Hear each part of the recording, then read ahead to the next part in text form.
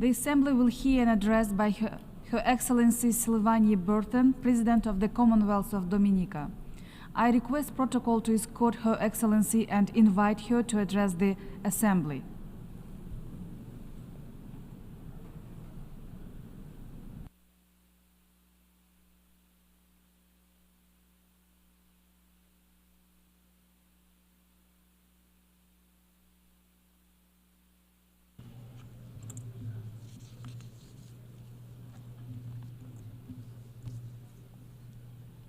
Madam President, Mabrika Mabrika, I greet you in the language of my Kalinago people, the first people of the Caribbean, of whom I am proud to call my ancestors.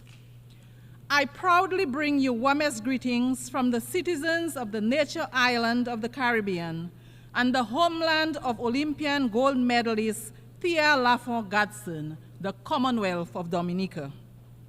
It is an extraordinary honor to address this august body in my capacity as the first female president of the Commonwealth of Dominica and as the first president of indigenous descent.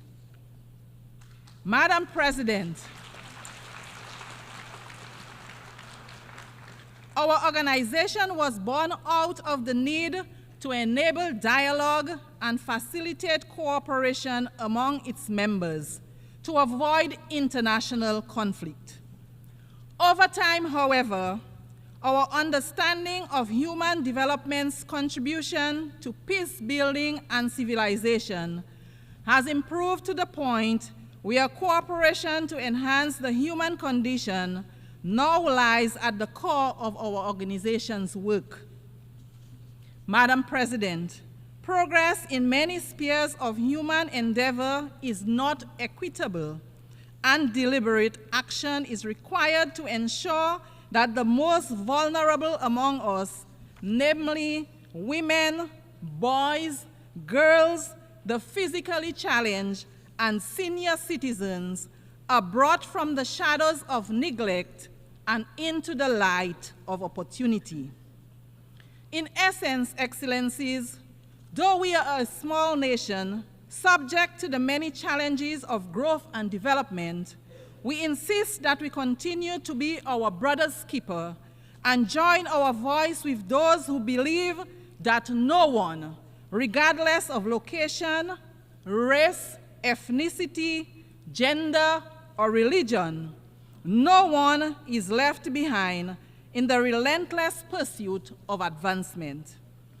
To leave no one behind in our quest for a sustainable and resilient future, we must embrace multilateralism to combat the many major global challenges we face.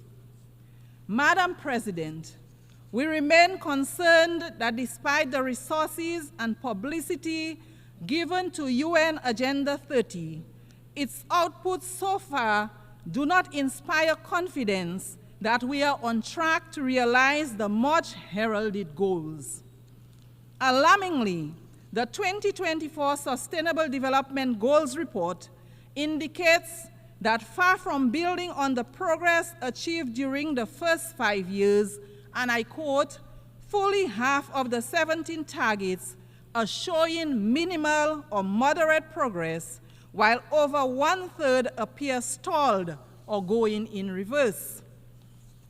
It is therefore the hope of my government and the Caribbean community, of which we are proud members, that this assembly will be known as the forum at which the United Nations family rededicated itself to ensuring that the SDGs remain central to our claim, that our civilizations are caring and progressive, and that our collective management, scientific and diplomatic capabilities will be assigned to ensuring that the well-being of the present and future generations is guaranteed.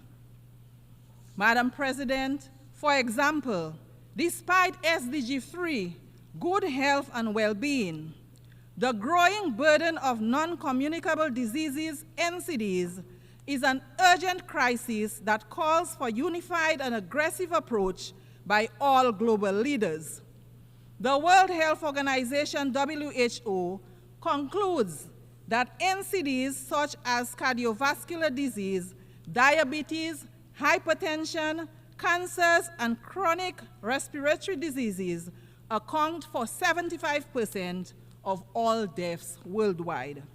These diseases not only shorten individual lives, but also imperil the future of our societies, our economies, and our shared global development goals. The fight against NCDs is not one that any nation, particularly a nation as small as ours, can win alone. That fight requires strong leadership, innovative strategies, and collaboration at every level. In Dominica, we have made significant progress in enhancing our healthcare system to better meet the needs of those at risk or living with NCDs. I had the opportunity to share Dominica's perspective, vision, and action on non-communicable diseases with the global group of heads of state and government for the prevention and control of non-communicable diseases at the 3rd annual gathering held here yesterday at the UN headquarters. Dominica is proud to play its part in this global effort, and we remain committed to working with international partners to share knowledge, resources, and best practices in the fight against NCDs. Madam President, we stand today at a critical juncture in human history. Climate change, as we know, is not just an environmental challenge. It is a threat to every aspect of life as we know it. For Dominica, as for many small island developing states, this is not a distant or abstract issue. It is a daily reality. We have said it time and time again. We see it so vividly year after year that our communities are on the front lines, facing intensified hurricanes, devastating floods, and prolonged droughts. We recall our own devastation in 2015 with Tropical Storm Erica, which wiped out 96% of Dominica's GDP. And then again in 2017, against the deadly Hurricane Maria, which destroyed over 225% of Dominica's GDP in a matter of hours, mere hours. That is why this year we watched in agony as Hurricane Beryl swept through the island states of St. Vincent and the Grenadines, Grenada, Barbados, and Jamaica. Madam President, these tragic occurrences embolden us to state firmly that the time for rhetoric has long passed. Business as usual simply will not suffice. We need urgent, bold, and decisive action to limit global warming to 1.5 degrees Celsius as science clearly dictates. But to do this, we must drastically reduce emissions, boldly honor financial commitments, and build critical resilience infrastructure in regions particularly vulnerable in relation to climate change. This is a moral imperative, a matter of the utmost urgency, a matter of climate justice. Our future depends on the decisions made in these halls. Excellencies, this assembly is meeting at a time when the Commonwealth of Dominica and the rest of the Caribbean direct our gaze to the east and on the storms and hurricanes that emerge in the Atlantic. There is no denial that climate change is happening. We see, indeed, we feel its disastrous impacts on a daily basis. Already, the warnings of weather scientists regarding global warming and the consequent increase in frequency and severity of storms have proved to be accurate.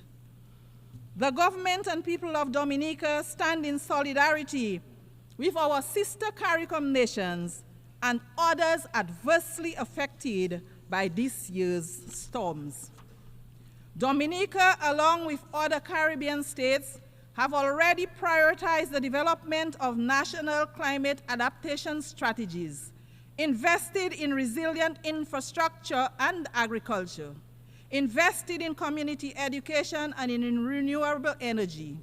Still, the reality is that, as important as our interventions in this crucial space are, they will remain ineffective if our friends and partners in the industrialized world do not honor their commitments to reduce global warming and provide the funding that is required to enable our low-emitting states to become resilient. We therefore seize this opportunity to urge that the ethical pledges made via the Kyoto Protocol, the Paris Agreement, the Climate Action Summit, and within the framework of the Green Climate Fund be honored in the interest of the global community. Prime Minister Honorable Dr. Roosevelt Skerrit has been sounding that call at every opportunity he gets. We are sounding that call again at this assembly. The high-emitting countries need to recognize and accept responsibility for their destructive practices and do the noble thing. We will not relent until they do. Madam President, our world is at the crossroads. Now more than ever, leadership at every level matters. My delegation is of the firm view that the fundamental principles of the UN Charter must be respected, no matter which member state may be under scrutiny. Madam President, this is no source of joy to my delegation, but these critical times demand that important truths be spoken frankly. Madam President, a glaring hypocrisy clouds this august body. When right seems to pass as wrong, wrong seems to pass as right, depending on which member state is being impacted. This practice of might makes right must be discontinued. Madam President, my delegation remains deeply concerned about the ongoing conflicts, particularly in Ukraine, the Middle East, and Sudan, among others. We recognize the crucial role of peace in human development. We are convinced that war is futile. It is this conviction that impels us to urge that the fullest support be given to those entities that are engaged in promoting peace and reconciliation in the Middle East, Ukraine, and Sudan. Just a few examples of locations where war is setting back the human development gains achieved over the years. The continuing loss of innocent lives, particularly innocent lives of the most vulnerable among us, namely the innocent lives of women and children, is of dire concern. There is no winner in these conflicts. And if history has taught us anything, it is that the cost to rebuild after such terrifying and inhuman conflicts is extremely prohibitive. To this end, as long as these conflicts persist, my delegation will not cease to echo the call for an urgent end to these conflicts which have decimated the lives of so many innocent ones. Madam President, we stand in solidarity with the people of Haiti and insist with the other CARICOM member states that the current crisis being confronted by our sister CARICOM state in no way nullifies the entitlement of its people to the recognition of their sacred sovereignty and their right to be central in the search for a fair and durable peace.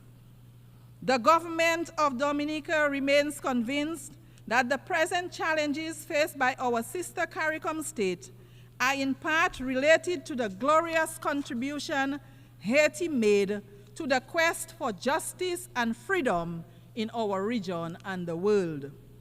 Indeed, the current complexion of this august body would have been unimaginable without the heroic struggles of the Haitian people. As such, the crisis in Haiti is much more than a Caribbean crisis, even if the solution is an obligation that all of the Caribbean states accept wholeheartedly. My delegation therefore unreservedly supports the position of CARICOM on the situation in Haiti, a position that rightly calls for a Haitian-led and owned transition process to bring across systematic changes to our fellow CARICOM member state. It is high time. The heroic sacrifices of Haitian blood and treasure that opened the door to the liberation of so many of our countries, making it possible for us to be members of this august body, deserve no less than the abundant peace and prosperity of the wonderful Haitian people. It is, Madam President, in this same spirit that we welcome the installation of the interim government under the leadership of Dr. Gary Conil and the swearing in of a new cabinet of ministers on June 12th. This process of normalization of life for the people of Haiti has been nothing if not daunting.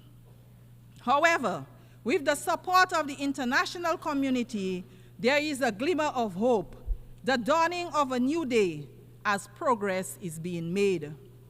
We remain ever optimistic that ordinary Haitian citizens will once again be able to live, work, and feel at peace in Haiti, an outcome they so richly deserve. Madam President, no mention of this glimmer of hope for the Haitian people would be complete without recognition of the strategic support of the Kenyan volunteers, who have played a major role in bringing the security situation under some measure of control. The Kenyan people standing so closely in the struggle for peace and prosperity with the Haitian people is as natural gets, because their stance echoes the ancestral and historical connections that we share, as well as the imposition history placed upon us to struggle for our liberation. We therefore thank the government and people of Kenya for their mighty effort. We thank also the United States of America and Canada for their generous support for the effort to stabilize Haiti. We also thank the other states which have made and pledged their support to Haiti towards the restoration of an environment conducive to peace and development. Recognition is also due to those who made material contributions to this effort. We urge member states who have pledged financial support to honor those pledges so that the humanitarian gaps can be closed and the food crisis can be resolved. The Haitian people, a people as heroic and resilient as people ever were, deserve better. It is our firm conviction that we in the international community have a responsibility to ensure that the living conditions of the Haitian people are brought to the natural standards of human dignity. Madam President, the Commonwealth of Dominica is keen to underscore its commitment to advocating for unity, justice, peace, and the sustainable human development that they foster. In this regard, we continue to urge that the long-running economic embargo against the people of Cuba be set aside. It hurts the people of Cuba as well as the image of its sponsors. The trade embargo imposed against our brothers and sisters in Cuba continues to be of great concern to us in the Caribbean. Its lifting grows increasingly urgent. Therefore, the Commonwealth of Dominica once again joins the voices of the overwhelming majority of members of this global organization to call for the immediate lifting of trade restrictions and export bans imposed on the good people of Cuba. They are unjustified, they are unjustifiable, they are antiquated, they belong to a bygone era. They should cease to exist. They fall, in our view, within the grand narrative of yet another Caribbean people's struggle for liberation. It is for these reasons that the government of Dominica strongly urges a radical reconsideration of these actions. Madam President, our steadfast advocacy for respect for the United Nations norms of sovereignty and non-interference impels us as well to urge that the right of the government and people of Venezuela to resolve internal challenges without outside interference be respected. We renew our condemnation of the United States' imposition of sanctions on Venezuela. The resulting hardship forced upon the people of Venezuela needs an immediate and complete end. Madam President, in closing, my delegation is pleased to leave this august body with reference to a most valuable and appropriate gift for this forum at this point in time. My ancestors, the Kalinago people, lived in harmony with Mother Nature, drawing on nature for food and general well-being, including medicinal plants. The benefits to a life in harmony with Mother Nature are many. Their impact on the environment was minimal. The benefits to human health were long, active lives with minimal burden of chronic diseases. My ancestors also lived a communal life marked by social cohesion. My delegation recommends this way of life of our Kalinago people to this body. Madam President, I wish Your Excellency and all the delegations participating in the 79th session every success in their deliberations. In the language of my Kalinago people, Ayahora, which means thank you. I thank you for the courtesy of your attention.